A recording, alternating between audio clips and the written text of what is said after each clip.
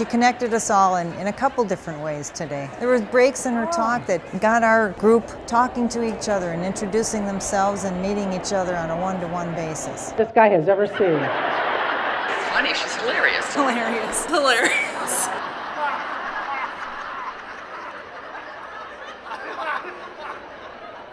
No, I'm just kidding. I just did that joke for myself. It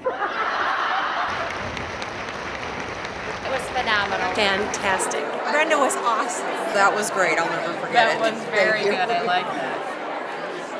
And I won $1,000 with that contest, too. I told my husband I'd split it with him, so I gave him $50. That's female calculations, right? Like yesterday, I was at Cub Foods. You know, I saved $12 in coupons, so I went out and bought this shirt for $88. What do you think? And now I can hardly get him to talk to me. And you know, you still keep telling your kids you love them all the time, because you do, even if they don't respond that much. But once in a while, he'll say those three little words back to me, and I'll say, "Oh, John, I love you." And he'll say, "Good to know." Then I've got the daughter now, she's 15. And the other day I was taking the clothes out of the dryer, and I found this little string, and I thought it was a ponytail thing. So I looked closer, and I said, "Oh my gosh."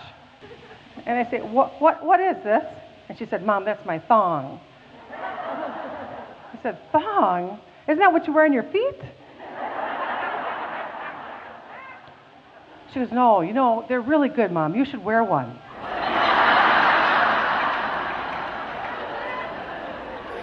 There's no VPL. Now, who knows what that is?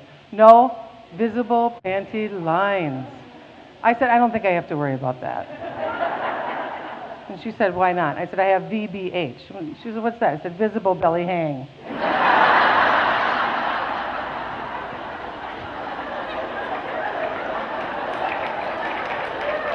Oh, you guys relate.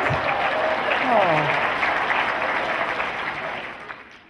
And she took the time to contact our members ahead of time and talk to them and be very intimate in her presentation to our association this morning. Has nothing to do with the kind of car you drive or the house you live in. Working hard, smelling pretty is really an attitude, isn't it? It's really an attitude that we all bring to our jobs. It's an attitude we bring to our lives. And from everything I've understood, I've talked to Carol, I've talked to Sue, I've talked to Lolly, I've talked to Lori. Different people gave me information about what it is that you do. She really connected with our profession and understood exactly what we did. She was great. She's one of us. She's a survivor, and she also is very inspirational. The doctor leaned back in his chair, and he says, "Now, all that stuff I told you, that was the good news." I said, "That was the good news?" He said, "If the cancer spread to your liver or your lungs, we won't bother to do the operation. We'll just make you as comfortable as possible." See, now, that has changed significantly in 13 years.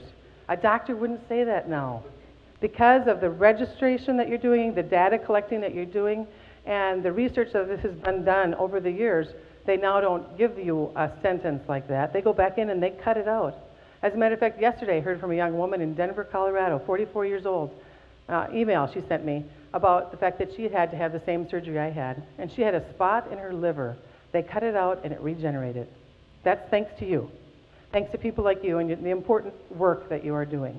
Really appreciate it. Really appreciate it.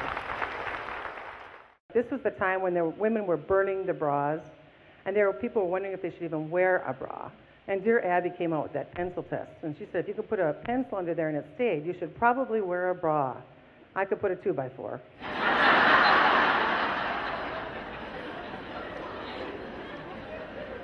And about that same time, we had sex education in the Catholic schools for the first time, although they didn't call it sex education. No, they called it Holy Family Health Class. And there the girls went in one room, the boys went in another, and the girls saw that movie, That Special Time. Do you remember what you saw? You saw a girl riding a bike, horseback riding, swimming. She was having so much fun, I couldn't wait to have that special time. And after the class, the teacher holds up the various goods. Who wants this? Who wants that? And I raise my hand. I'll take that box of 48 napkins. Now, I walked home 8 blocks from school, my little blue uniform with little pleats on it, with a box of 48 sanitary napkins under my arm.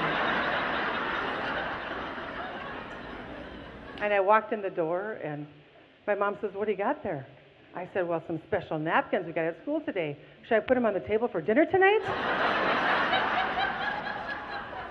And she said, oh, no, honey, we'll save them for a more special occasion. We got to get 4 round-trip tickets, go back to Cairo, Egypt. You got to bring gifts for all the family and friends. That darn contest cost me $18,000. Thank you.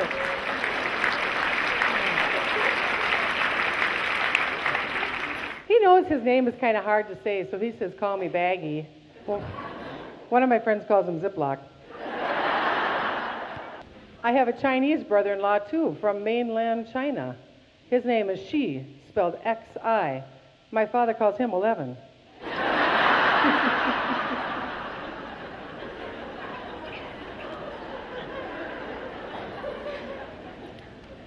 My father's name is Hump, short for Eugene. My mother's name is Helen, short for woman who drives me crazy. And that's not all that funny, but a lot of people seem to get in a lot of enjoyment when I introduce them. These are my parents, Hump and Helen.